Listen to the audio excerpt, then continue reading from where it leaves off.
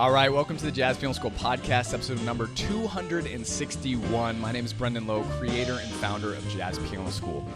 In this particular podcast episode, Trent Bryden, one of our amazing Jazz Piano School educators, is bringing you a subject on classical music, and specifically how to use classical music the way Bill Evans did to incorporate some amazing emotions, feelings, textures into your playing. Now, a lot of times, classical music kind of gets lost in jazz because, frankly, some people find it boring, but they do something very, very well, and that's move the soul. And what I mean by that is they use a lot of different phrasing techniques, dynamics, contrasting textures, right? And they are reading music off the page, but a lot of times it's about the interpretation of the music, how it's played, how the musical director, the conductor wants something to be played that helps to bring the music alive, right?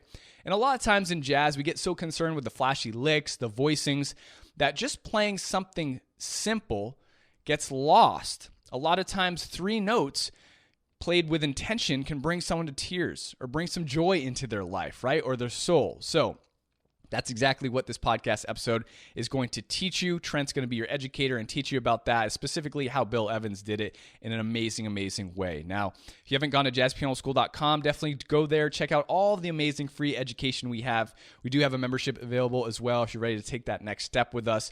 And if you want to get on our email list to get daily tips, insights, advice, amazing jazz piano stories from myself and my team, you can find that there at jazzpianoschool.com as well. With that being said, let's dive right in. What's up, guys? This is Trent with Jazz Piano School, and today we're going to be talking about the great Bill Evans. Now, there are countless videos on YouTube with some variation of the title, How to Play Like Bill Evans, or How to Get the Bill Evans Sound, or Learn Bill Evans Voicings. And the JPS channel has created plenty of content on his music as well. However, for all the great theoretical content out there about the structure of Bill's harmony, melodic development, and chord voicings, it's important to understand that these are all just byproducts rather than being the thing itself that Bill was really doing with his music. He believed in jazz as a process, and in his work, we really find a combination of the classical process and the jazz process to create something beautiful. It's the unique interplay between these two dimensions, so to speak, that creates the Bill Evans experience. There's an interview with Marion McPartland on Piano Jazz, which is a wonderful program, by the way, and I wish we had something like it around today. If there is, please let me know in the comments because I would love to check it out. Maybe we should create something like that within Jazz Piano School. Anyways, Bill plays Waltz for Debbie, and as he concludes, Marion states, "Unlike I've ever heard it before, Waltz for Debbie," to which Bill immediately replies, somewhat taken aback, "That's the original version, more or less from when I was 24 years old." So while the jazz process truly is about creating spontaneously in the moment, the arranging or classical process is not. Bill fully embraced both ends of the spectrum, and at the same time, both ends of the spectrum are infused with elements from the other. For example, his improvisations are shaped by predominantly worked-out left-hand voicings. The inner voices are very thought out and very composed. His arrangements, the classical side of things, are not stagnant arrangements. They're like how water never truly stands still. It's constantly in motion, yet it appears as one body from a distance. The framework, the voicings, the phrasings, the melody, everything is the same, even years later, but there's a fluidity, a sense of spontaneity that's very hard to find in pure classical music. So if you want to sound like Bill Evans, you have to separate the style of Bill Evans from the process. And you have to separate the jazz process from the classical process. And these are subjective words. You can call them whatever you want, but they're two ends of a spectrum, and you have to treat the classical, as I'm calling it, end of the spectrum with equal respect and time as the jazz process. And when you do this, you can learn to play from the same basic framework as Bill, yet sound completely individual. You'll sound like Bill on a structural level and also sound like yourself on the outer surface. So I'm going to walk you through a few of the many aspects of the classical process using the tune Stella by Starlight. So the first thing to talk about when we're talking about the classical side of things is coming up with an arrangement from a place of emotion or feeling or experience. When we're working out a tune and working out an arrangement, we want to come first from real feeling and a real idea, a concept that's independent of music theory, independent of notes. We use the notes and the music theory as tools to get across whatever idea it is that we're playing with. And it doesn't have to be super literal. You don't have to, literally reflect or very programmatically reflect the words of the song or anything like that. Although you can, and there's times to do that, but you at least want to come from a place that you've established this framework in your head of where you're going to be coming from. So for Stella by Starlight, it really is. It comes from a movie that is. It's labeled as a horror movie. It's not exactly a horror movie. You can go check it out for yourself, but it has a sense of unease, a strong sense of unease, and kind of creepiness in a way, but alongside this innocence, this purity, and it's kind of a constant struggle. Those elements are both present throughout the film, and for me, those elements are present throughout the song. This struggle between uneasiness and uncertainty, and something's wrong here, and also we can't quite put our finger on what. And there's a sense of innocence and purity and beauty, and these things together create the song. With that being said, you can create an arrangement from that framework. So let me play just the first couple bars, something I've come up with that idea at the source.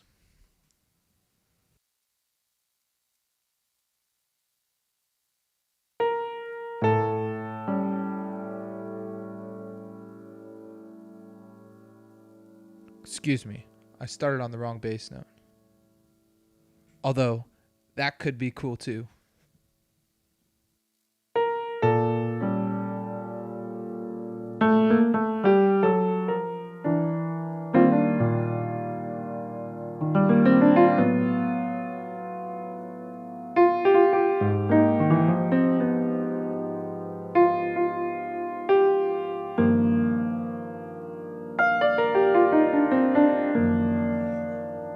Let me play it one more time.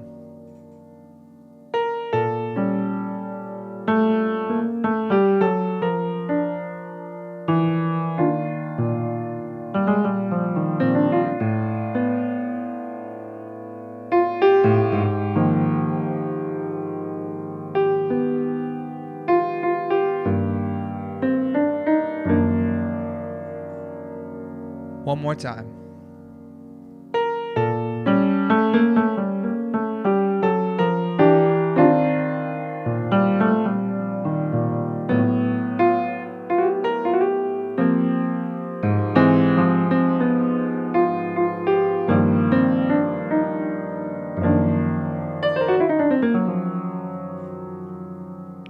Notice how each time I'm playing basically the same notes, the same structures, the same descending bass line, the same basic voicings, but there's a little bit of fluidity there.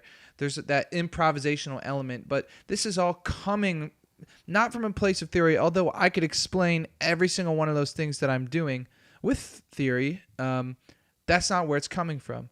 I also could try to literally explain how it's being derived from a place of uneasiness set against purity, but it's not that literal. It's like it comes from that place, but it's not literal. But let me show you both of those things. So, coming from a standpoint of that kind of uneasiness, really this first chord is a B flat major 7. We're commonly used to it as a E minor 7 flat 5, but really it's the tonic chord set against the diminished. with that tonic note in it.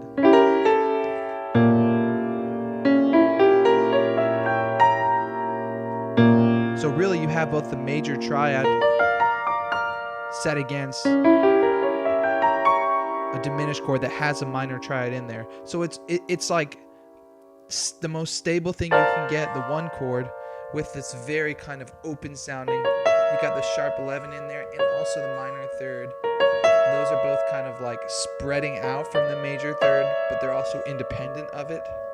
Ultimately, it sounds like this.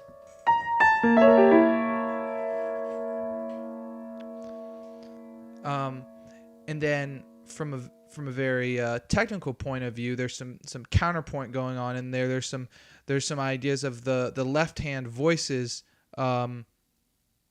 anticipating what the melody is going to do. So like notice what this left hand voice is going to do.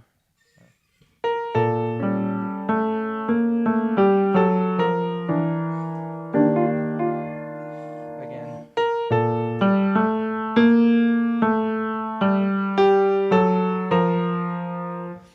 See how this left hand is... It's hinting at the melody above while then moving kind of into this downward spiraling thing, and the voices just keep moving down. It's like pulling it into a darker place while the melody still has yet to move up.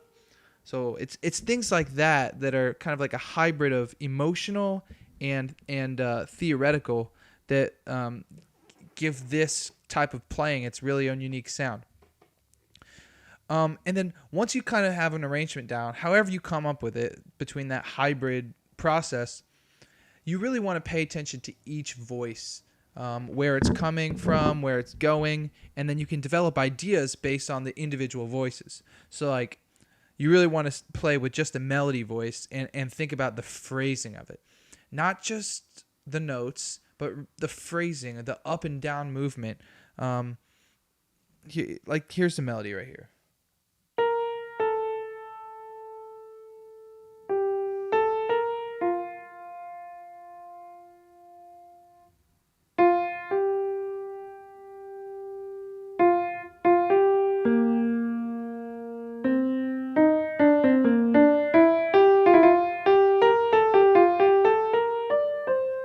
So, you can play it kind of out of time and really just feel the flow of the melody and try to make beautiful phrases with it and really hear each note for what it is. And then you can start adding in the other voices of the arrangement that you've come up with. See, this is where if you don't have an arrangement, you just get stuck back in trying to come up with what notes to play, and you can't even think about this stuff.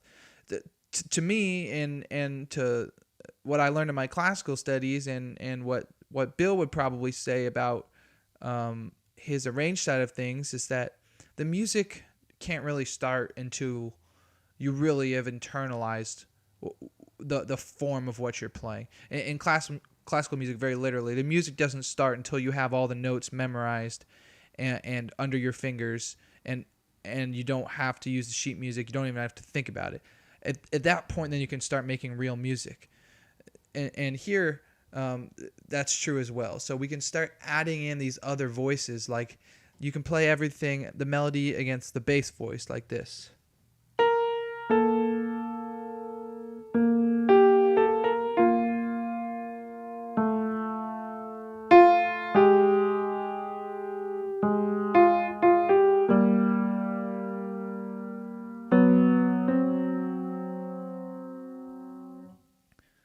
Let me actually put the bass voice where it's supposed to be down below.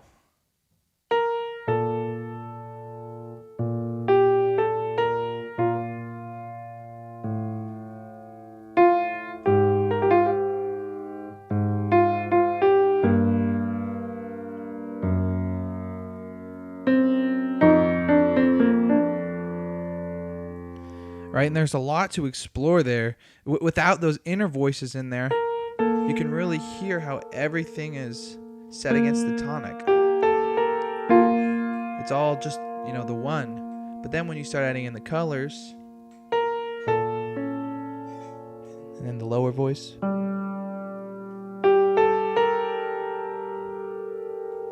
you can hear how the form starts to take place.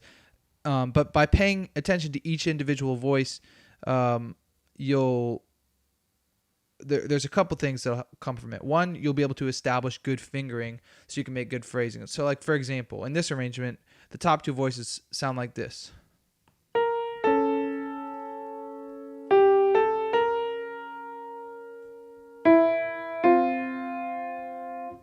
With everything,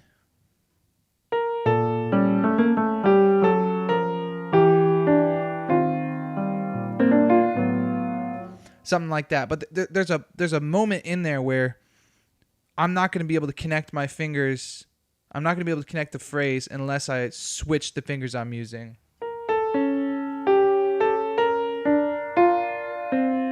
Right. It's right there.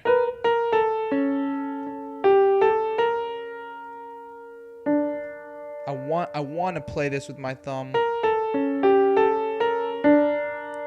but I can't because I know the next note down is this C, and I really want this smooth voice leading. So then I realize I have to play this second note here, this D, with my pointer finger.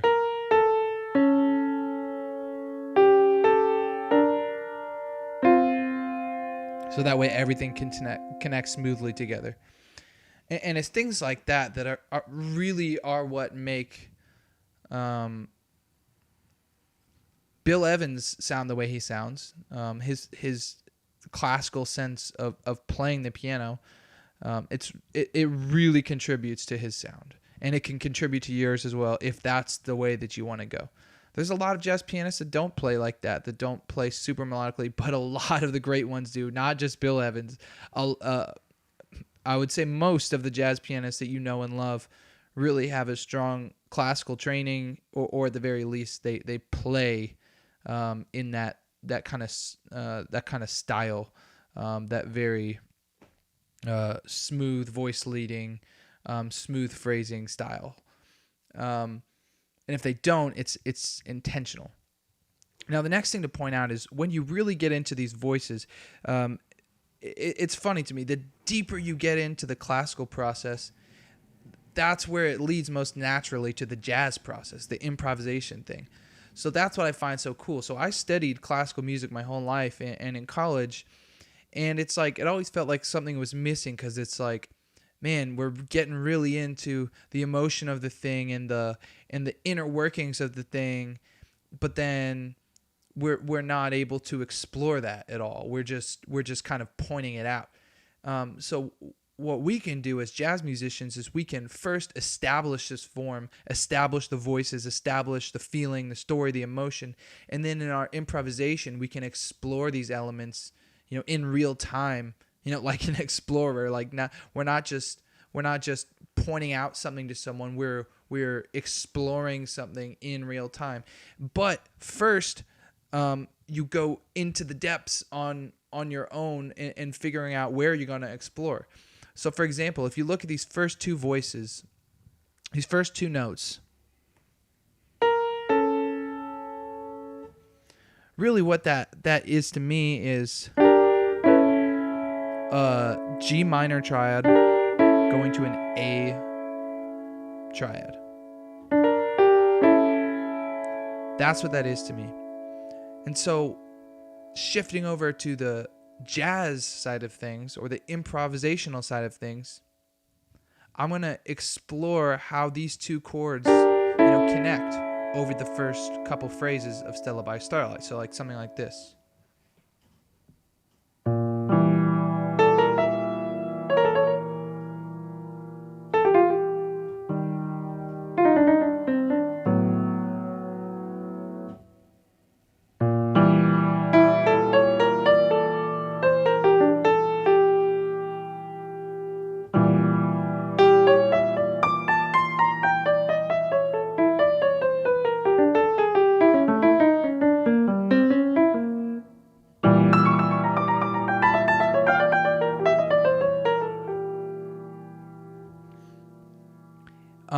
And then you can actually put kind of the common changes or the real book changes or whatever. You normally play this E minor 7 flat 5 to the A7, and that G minor A thing really works over that very well. but it's not as ticky-tacky as very clearly playing the kind of G minor to the A. They all kind of exist in the same shell, the same space, and you can play that over the whole 2-5, because in reality it's not a 2-5, but it's something like this. I'm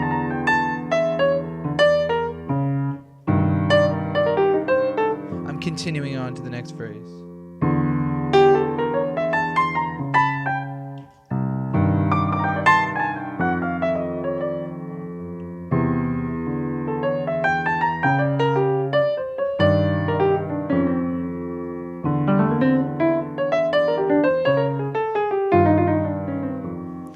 Things like that.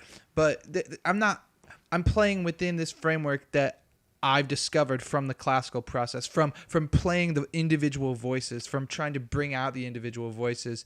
I discovered this kind of unique harmonic thing that in reality is not that it's not that special. It's pretty two simple basic chords that you might have played anyways, but now you're kind of doing it intentionally. It's coming from somewhere. It's not just random. It's coming from something that you've developed and you've discovered. So there's a lot of benefits to playing like this. One, it's just beautiful. Two, it kind of connects everything instead of everything being randomly disconnected. Three, it helps you memorize tunes better because everything means something, and everything means something for you specifically. You come up with these things based on your own personal experience, your own knowledge, your own idea of what the song should be. You're not just trying to play changes. So it helps to memorize things better, and it just makes it all around more meaningful. There's a lot of tips and tricks on how to actually bring out voices, like in classical music. Like when a classical pianist or teacher says, like, look at this voicing, this is how to play this voicing, they're not talking about what notes to play. They're talking about how to bring out individual voices. So one quick little thing you can do is when you're trying to bring out the top note, one little practice tip, you can hold out the top note and play staccato or quick short release on the bottom notes like this.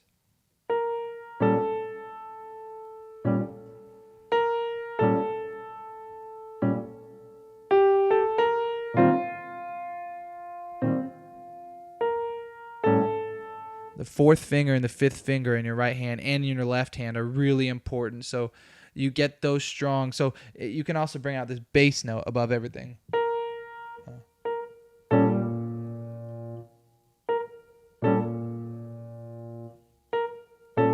And then eventually you've got the top and bottom voices.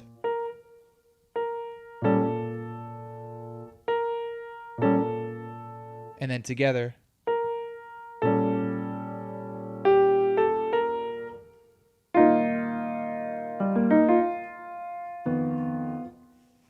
You can spend a long time doing that.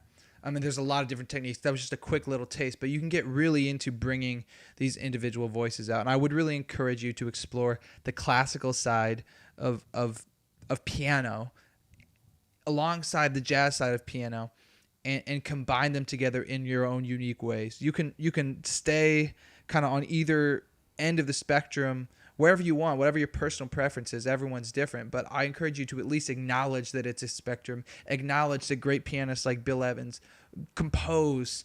They don't just improvise, and their compositions, they're arranging. They're very strict structure that leads to the freedom. As Bill Evans likes to say, you can't be free without something to be free from. And it's pretty cool when you create the structure to be free from. It's a pretty cool thing. So I hope this is good food for thought, and you guys have fun implementing this into your playing. And let me know if you find anything like that Marion McPartland podcast that was around back in the day, because I would love to listen. If not, maybe we'll start one. All right. Happy practicing. All right, well, I hope you guys enjoyed that episode. Don't forget to go to jazzpianoschool.com to check out all of our free, amazing education, all of the free podcast blogs. We do have a membership if you're looking to take a next step forward with us, get access to over 1,000 different jazz piano videos, playbooks, mini courses, a main course curriculum, success path, and so much more. If you have any questions, feel free to email us at support@jazzpianoschool.com. I hope you have a wonderful day, and as always, happy practicing.